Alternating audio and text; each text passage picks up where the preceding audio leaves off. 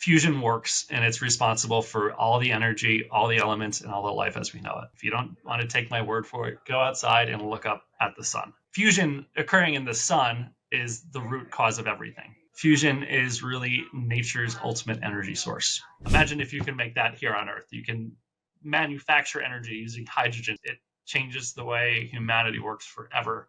It ends energy inequity. It ends a lot of the geopolitics of energy. 8 or 9 events that actually had fusion as a focus somewhere across them. That's massive. It's not because it's just like a cool buzzword. It's because the market need for it is greater than ever, and technology is getting closer than ever.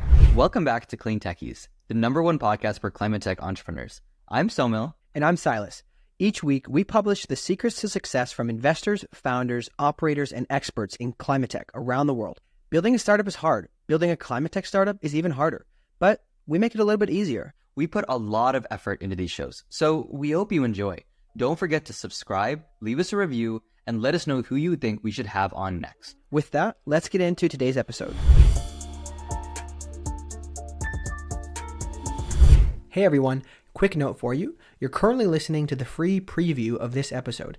If you'd like the full thing, the full shebang, go over to our Substack. That's cleantechies.substack.com/subscribe and become a paid subscriber. Any paid subscription gets you full access to the show on the Clean Techies Substack.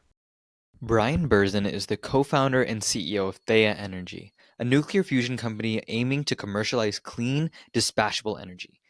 With over 70 years of scientific research from Princeton Plasma Physics Lab, try saying that 5 times fast, Thea Energy focuses on utilizing a stellarator, a really cool sounding futuristic device for efficient and scalable fusion power. Previously an electrical engineer and venture capitalist, Brian combines his technical and entrepreneurial experience to lead Thea in developing the next generation of fusion technology. Thea Energy is an American fusion power company established in 2022 as a spin-off from that same Princeton Plasma Physics Laboratory. The company focuses on advancing fusion energy through a novel, again, stellarator approach that utilizes all-planar electromagnetic coils. This method simplifies the design and enhances the precision of magnetic field control, aiming to make fusion energy a viable and sustainable energy source for the future. Enjoy! All right, Brian, welcome to the show. How are you? Doing well. Great to see you. Yeah. Thanks for having me. Yeah, thanks for coming on. I believe this is our first nuclear guest ever. So a first, a very long-awaited first, but a first for the podcast. So you're sort of in the Hall of Fame of nuclear podcast guests, more or less. The first of many, both fusion and fission. It's not. Yeah, that'd be the goal, right? If Microsoft has anything to say about it, it seems like there'll be many. We live in interesting times. It's been a big month. Yeah. Amazing. So we're going to start off with our favorite question. If you could have dinner with any clean techie, who would it be and why? Yeah, I will. I'll go back a bit of time here, and actually, I spent some time thinking about this one recently. I'd have to say Al Gore, because that man was so far ahead of his time that it's weird to think about. Back when he was getting on a stage and talking about climate change and what is required to decarbonize and what is required to really prevent some pretty horrific conditions across the face of the earth. Everyone heard it 20 years ago from him, and the world was not there yet where I think part of it is it didn't hurt bad enough yet, which is a weird thing to say, but here we are in 2024 where some of my team that lives in Florida have had multiple hurricanes within a couple-week period. Weather, even in New York City, is a bit different than it used to be. We're all feeling the effects of climate change. And anyway, long story short, Al Gore was well ahead of his time for understanding this and to express this to the greater population. And here we are, where now there's an industry focused on providing clean energy, providing carbon-free solutions that previously did not exist. It is the writing was on the wall for a very long time, and now finally there's a wave of course, the leaders, often pushed by venture capital and private industry, that see this as not just a way to do what's required to put the world and humanity in the right place for the long term, but also it's a business as well. The writing's on the wall of where the world needs to go. So that means that there will be financially driven capital-driven enterprises that are capable of fulfilling the goal of providing clean energy while also realizing that that is a business as well. I feel like I should be taking notes from you on how to sell climate change as a problem. This is a very, very good way of putting it. I feel like with Al Gore, you may also.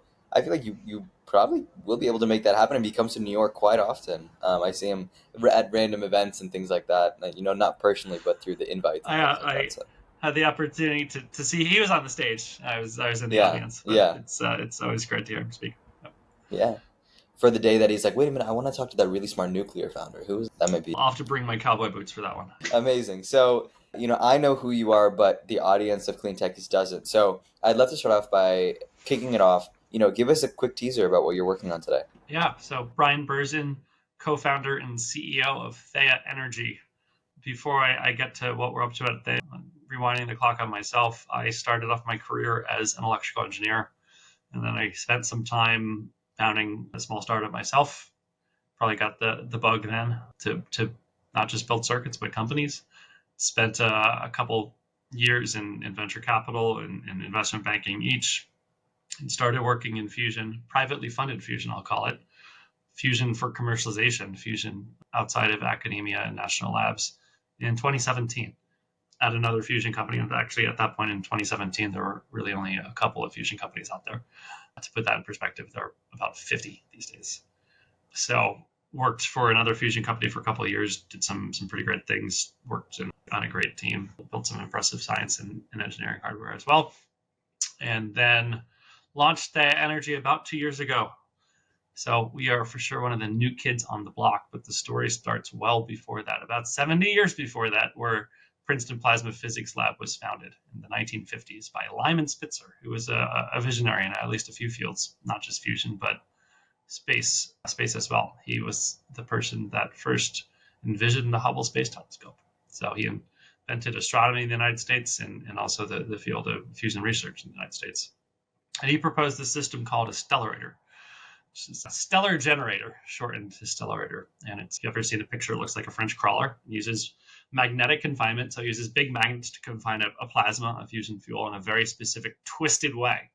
And that was the start of 70 years of scientific R&D that underpins Thea Energy. We are the first spin out of Princeton Plasma Physics Lab at Princeton University that's focused on commercializing fusion energy. And I would argue that we were not a day too early or a day too late. It took precisely those 70 years to de-risk the science of our approach. And over the past 10 years, really a lot has changed. I think we all have been around to see the rise of computation, not just computation, but cheap computation. That's the part of it that really matters. And there have been a few large-scale integrated stellarators that are operating across the face of this Earth. W7X in Germany, which really achieved some pretty great physics performance milestones for the stellarator that proved, wow, the stellarator is back on the same level with the tokamak, which was historically it is the most studied system, but it was for sure in the lead.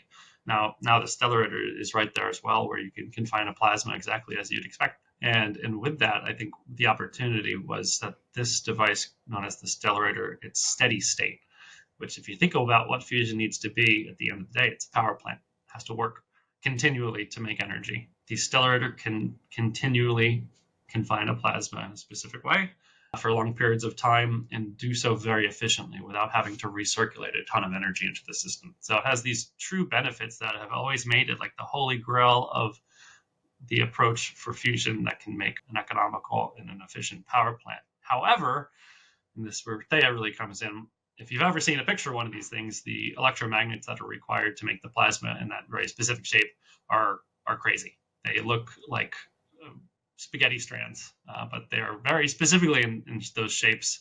And complexity is a big part of it that drives cost and schedule, but it's really the precision at the end of the day. So even though in the past 5-10 years, there have been large-scale integrated systems of the stellarator that are operating, they've been really confined to science projects because of what you'd call the programmatic and execution risk. These are devices that took 20 years to build, that went 3x over budget. That's okay for a science project, but if you're actually going to commercialize a tech or build a system that you're going to deploy on the grid for a customer, like that does not work. And it Right, all goes right, back to that system complexity. It all goes back to that system precision. So what we're really focused on doing is we have this architecture that we use an array of a few hundred planar magnets. They're planar magnets, so they're a lot easier to build. And when they're put together, you can almost think of them as the pixels in your computer monitor right now. Every pixel is the same, but every pixel is controlled individually, and therefore you can make very high resolution images. If right. anyone's had a cell phone for the past 10 years, like we all have, you know that Yeah, the screen resolutions have gotten pretty great. Like you can see every wrinkle on my face right now, every gray hair. right, The higher the resolution, the better the image you can make. Very similarly for our array of magnets, like we can make really high resolution plasmas using magnetic fields. That's the way that we do it. Instead of colors, we use magnetic fields, and we can make not just the magnetic fields required for a stellarator plasma, but we can actually make a really, really good one. And then we can right, offset a lot of the hardware complexities. We can push that into a software system, and software scales. So that's the approach that we have. We're about 2 right. years old. We have about 45 employees these days. It's a great team of engineers and physicists. And our offices, and we just opened up a new lab right outside of Jersey City. So it's in Kearney, New Jersey, hop, skip, and a jump away from New York, where I'm sitting today. And it's just the start, though, for us to deploy an integrated system. We'll grow Yeah, to quite a few definitely. people, and we'll build a power plant scale I system at the end of the day. I think we'll be able to put this episode as a history podcast as well, because I think we're going to learn a lot about how you guys, and it seems like you know so much about how you guys sit in the broader themes, right, of the nuclear industry. To get into a little bit of history on you, however, so I think you're probably understating how big of a deal it is for you to decide to tackle, right, nuclear fission. So, or sorry, fusion. I got to make sure I get that right this episode. And so I want to understand.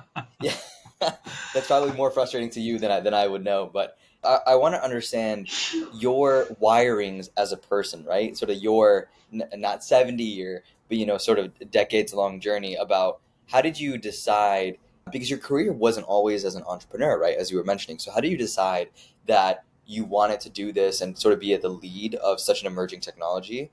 What were your inspirations? Maybe even going back to when you were a kid or in your childhood. Yeah, I'll try to touch on a couple things that are integral parts of a story that gets woven together over decades for me. As a child, I wanted to build things. That was it. So I guess you could have looked at that and said, oh, this person is meant to be an engineer. And you probably would have been right. I liked building things. I loved designing things and drawing things in a mechanical way on a sketch pad, even, as early as grade school. To the point, actually, I quite vividly remember like a teacher coming up to me, and that I was not paying attention in class. I'm pretty sure it was language arts. And she looked at what I was sketching, and I think she was impressed, and she was like, okay, like you can go back to sketching. So somehow was known from an early age that I loved this stuff. It was not a distraction. It was what I wanted to do, and it underpinned my entire childhood, just wanting to design and build things. So I knew I wanted to go to college to be an engineer. Originally, I actually wanted to be a mechanical engineer, but I went down this rabbit hole of wanting something very specific in the circuit to make a flashlight in college. And that was the project of the year for me. And that just took off, and it turned out that the circuit idea worked. So that's what I started a company out of. Nothing, it's a very small business, but for sure, my first dive into entrepreneurship and running what was then a for-profit company. Over the years, though, I think a couple other things happened that were a core to the story as well, which was including working in finance and VC, where one, working in banking, I think that was just a rite of passage for me. I'll fondly look back at that to the residency of the finance world. I worked very hard and a lot for about 2.5 years in analyst program. There's some things that are very specific skill sets like Microsoft Excel and PowerPoint that are learned, but I think the intangibles of stress management and, okay, 5 people are telling you that their task is the most important. How do you prioritize things? How do you manage up? How do you manage down? Like those were I think the real lessons learned that still pay dividends, and don't just take my word for it. Like I have people on my team, other people have similar backgrounds, and I think that it also just really opens doors. So from there, going over to VC and growth equity, and I even for a couple of years was in lower middle market private equity. Like then you're working with other people's businesses. Some are growing, some have issues given on what cycle they're in. Like you get to work with so many different situations of company operations and life cycles that you learn what to do and what not to do. And you can see it with 10 or 20 businesses in a year instead of just one. So that was I don't think I could be doing my job as successfully as we're doing it without that experience. And getting back to why fusion and how this happened. In that job, you get to sit across the table from some brilliant people with brilliant ideas, and you get sometimes this itch. And I absolutely had this happen to me where I was like, oh, what if I went to go work for that company? I think at that point in 2016, 2017, when I finally made the switch, I knew I wanted to be an operator. Working with other people's startups was fun, but I'd rather be actually the one building the company itself. Is it sort so of at that like point, it's like, what's the right one? Yeah. So I think one of the most understated things is the sort of source of a lot of people's desire to lead their own company comes from noticing things that they want to improve and that they can do better. Was there a story like that for you? Climate tech founders are taking on a huge challenge. Not only do they need to know how to build a startup, but they also need to deal with hardware, have a strong handle on climate policy, know how to fundraise from diverse investor types. It's a lot. That's why we made Clean Techies, the #1 podcast for climate tech entrepreneurs. In addition to our jobs, we devote 20 hours a week to producing this podcast for you. This way you can learn from the people who have walked the path before you, learn from their mistakes, and gain insights on navigating this complex journey. If this mission resonates with you, we are asking for your help. It takes a lot of effort and it's not free. If you are already a subscriber and want to help, start supporting us today by going to Substack and clicking Upgrade to Paid. Thanks for helping all the climate tech entrepreneurs like you. It wasn't like there was one event that was, oh man, I need to fix this, I can do better, I got to go make my own. I think over the years, and it really was years in dozens, if not like 50 companies by the end of the day, that we either got close to investing in or invested with or worked with, that like it's a big data set. And from that, you get to see so much. And some things are like, wow, this company did something really, really well. Sometimes it's, wow, they really screwed this one up, and the reverberations are crazy, and they'll never come back from it. But mostly it was within the bell curve of slightly good, slightly bad, slightly average. But slightly average isn't good enough for a startup. Being an average startup doesn't really get you anywhere. So I think it's been learning best practices. And that was across years in many different companies. So I think that was developing over the course of those years a toolbox of things that is very important to the job now. And then also, the point that I got to when I actually made the switch, that was it. That was like, holy crap, this is fusion. Of course, we all studied this in engineering. We all know what it is. It is how the sun works. Imagine if you can make that here on Earth. You can manufacture energy using hydrogen, the most abundant element in the universe. It changes the way humanity works forever. It ends energy inequity. It ends a lot of the geopolitics of energy, which, look at the history of war for the past 40 years. It's pretty tightly correlated. And then also decarbonization and climate change. Did I mention that? So if you can commercialize the fusion energy, like what better time, like what a better use of one's life could there be?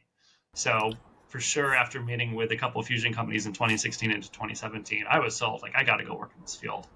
Right. I can't do anything else. And that was exactly right. For those couple of years when I worked in fusion 2017 through 2020, you got to be part of something that was way bigger than you. And every single person, and I believe this is true at Thea as well, every single person working at Thea or another fusion company, like there's a spark in their eye. They're doing something. I believe the job is fulfilling. You're working on really good engineering, really cool systems, but also the guiding light of why we're doing it is so great that it really motivates us, at least me, to do some pretty spectacular things. So to answer another part of your question here, right, there were a couple of tangents. Going through the fusion industry life cycle from when I joined in 2017, when in North America there were 3 privately funded companies to 50, founding Thea in 2022, where we are one of the newer companies of that cohort of 50, that absolutely gave me and my co-founder Dave the opportunity to say, like, okay, how do we want to do this from the ground up? So absolutely got to whiteboard and sketch out, like, how do we build the fusion company that scales long-term through a couple of different phases of engineering and execution, and then scaling of, you have to get to a point where you're making hundreds of power plants. So we had this really cool opportunity to not have many strings or much baggage attached, and just set up like really good best practices from my time across all those different stages of my career to, I think, build a pretty efficient and, I think, pretty vibrant organization. I'm biased there, of course. I built it. I started it with Dave, so of course there's some bias, but another part of it was just to like let the culture kind of grow on its own, and it's been a load of fun. And yeah, the thing I'm proudest of is absolutely the team that we've put together and how they're running with things and building a company in a culture. You've kind of alluded to a couple different things, which is the 70 years that it took to get to research to where we are, maybe even the sort of convergence of meeting the right companies at the right time, right, within the nuclear space. All of this alludes to the fact that at some point in time, about 2 years ago, you mentioned it was the right time for Thea Energy to be born, right, for you to tackle that challenge. So looking not just at the, we could probably spend another 10 hours talking about the history of nuclear, right? And probably more, there's like whole degrees on that, right? That's right. But kind of now picking just the most important parts as a factor of your founding journey. When you look at, from a founder's perspective, the things that are now unit economically efficient, that are now accessible, that are now supported by tailwinds, what would you say are sort of the top 2 to 3 things that you as realized that now is the right time from a logistical perspective, from an operational perspective, to me become the founder of Thea? Yeah. So, and this will be just a broad comment about the state of fusion right now and how it's progressed over the years. But being in the kind of most recent wave of companies, that allows us to think about things that are pretty far down the road. And I think oftentimes when some fusion companies, the earlier ones were spinning out of a lab or academic institution and starting their journey, like it got a little bit, the line between doing science and doing engineering was muddied a little bit, and that's where I think we're pretty clear, and also we're very fortunate with the stellarator. We are not doing new science, and we don't need new science. We don't need a miracle to commercialize our technology. And that's going back to it happened over 70 years, and we're very fortunate it did. But I don't think any founder, anyone working in this industry can say with a straight face to a group of VCs who are ultimately working to, there has to be a rate of return on investment for privately funded enterprise. This is not academia, this is national lab. And to do so, you then have to say how long it's going to cost, or how long it's going to take, or how much it's going to cost to do science. You can't do that. That's literally what science is. You don't know. So I think fusion is such a big opportunity that these days there are now companies that are doing science, and I'm sure 1 or 2 will succeed, but the odds aren't really in your favor because you don't know how long it's going to take and how much it's going to cost to do science. Right. So we're very fortunate that we have that foundation with the stellarator. That allows us to really focus on the engineering of a couple core systems. And so that is why we knew that we could do this, that we could put this company together and have still a lot of work to do, still a lot of good engineering and integration and big things that need to get built. But we could honestly say that there's no miracle between us and commercialization. And that allows us to have a much better idea of how long it's going to take and how much it's going to cost to commercialize our technology, and then actually go out and execute against it.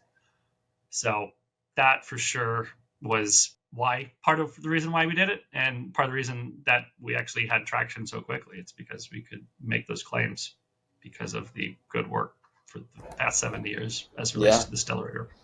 Yeah, if it's a miracle, it's a 70-year-long miracle, right?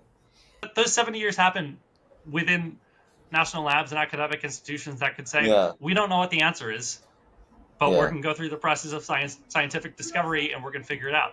And in science, yes, there are different funding mechanisms, but like the second you try to attach, you must hit this scientific discovery within the next X years in this program. Like that's not how it works. Again, that's why it took 70 years, but we got there. Got there. And so we have started to say some terms about the science of nuclear and sort of the science of even commercializing it. And I know that it's time for an explanation because I'm getting lost. And, I did the pre-read on this episode, so I can only imagine what some non-nuclear experts are thinking. So I want to start by sort of going to a segment that is breaking down nuclear fusion, right? So Yep.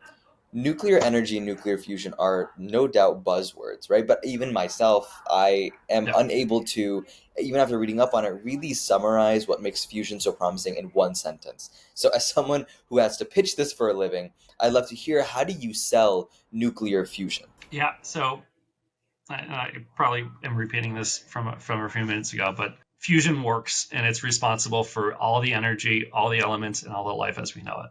If you don't want to take my word for it, go outside and look up at the sun. Sun currently holds a monopoly on fusion in our local neighborhood of the solar system. But when we think about solar PV or why it's windy, fusion occurring in the sun is the root cause of everything. It's also the reason why there are elements from hydrogen up until iron. That's where fusion reaction stops, and fission makes other elements of splitting versus fusing. But fusion is really nature's ultimate energy source. And fusion is a nuclear force, hence the nuclear word before it, which is where fusion and fission get put together. But that's really where they stop being similar. Fusion and fission are quite different things. Fission has been commercialized, so that's a given. Fusion, while there are systems that have made energy out, like the National Ignition Facility, NIF, reached ignition in 2022. It has only been done in the sun or in lab-based experiments in the world. And we, Thea, and a number of other fusion companies are racing now to build power plants based on this technology, because we know the science works. We know it works. Just, again, look outside. We know that humanity can actually make it work too, given that recent progress at NIF and a couple other devices across the Earth. But now it's, how do we package this? How do we build it in a way that you can make it repeatably, Right. and then make electricity out of it, and then do so in a power plant system that an end owner operator can operate for 40 plus years. Yeah. I know it's a bit longer than one sentence, but it's a complicated one. It's probably a science that requires more than one sentence to explain, right? So you're defining sort of the state that we need to get to is, build it repeatably, make electricity out of it, and then store it stably, right? To use something you said before. If you had to conjecture, or maybe even in your investor conversations, this is probably something you have to tell people, which is at what point will we be, commercially viable / fully deployed / fully at scale, right? Is there a year? I just want to anchor ourselves. Is like, what is the timeline we're looking at? Yeah, for us at Thea, I can't necessarily speak about others' approaches, but I think there probably is a parallel to the way that we are progressing our technology. We, as we speak, and for the next few months, are prototyping and operating these planar coil magnets. So really the one new thing that we're bringing to the stellarator, we're getting rid of the wiggly magnets and we're replacing them with planar coils. We're very fortunate that we can do that work now in our labs within the course of, we raised our Series A at the end of 2023. So within the course of about a year, we will have shown at large scale that stellarators can be built without the wiggly magnets. They can be built by using simpler planar coil arrays that have this really awesome software layer on top of it, which you can do some dynamic control of. So that's where we are now. That's what we're working really hard on for the next few months. From there, we then take that data point of, okay, there's a better way to build the stellarator, and we start to work on an integrated system. This is an integrated system that will not be a power plant. It will be about 70% scale. So it will still be a large-scale integrated device based on our technology that makes a decent amount of fusion energy, but does so in a slightly subscale setting. And that is because, one, we want to own and operate it ourselves, and we want to do it as quickly and as capital efficiently as possible. So that system is the next 5 to 6 years of our life. In 2025, we'll start to think about where to site that and to build it. We're going to take a couple of years to build it, given it's a slightly smaller system than a power plant, but it's still a big piece of hardware that takes multiple years. We want to have that device operating around the end of the decade. That is when we will get to a point that we show that large-scale integrated device making fusion in an environment that is prototypical of a power plant. That's when we take the step to commercialize, where we say, okay, we've proved out our tech. We've eliminated the risk of the engineering of the systems integration, even the programmatic risk that really comes with building a real asset. At that point in time, we should be able to sign up a pilot plant with an end owner operator, end user, and deploy a fusion power plant on the grid. So doing the math there, I'd just call that about a 5-year construction period. Yeah. So we'll get to that point where we can have that discussion in 2030. You're looking at the mid 2030s, 2034, 2035. At that point, we will have fusion energy on the grid. Yeah, so I'm putting it on my calendar. Let's say October 10th, 2020, 2035 for the next, for that. Yeah, shoot me a note. Say, Brian. I'll send you an invite. I'll send you a calendar invite. And that's something that we talk about across the company. Is like, okay, we're working on some great R&D, some great tech today, but where does this lead? That's important, that the entire company and industry works towards those goals. Yeah.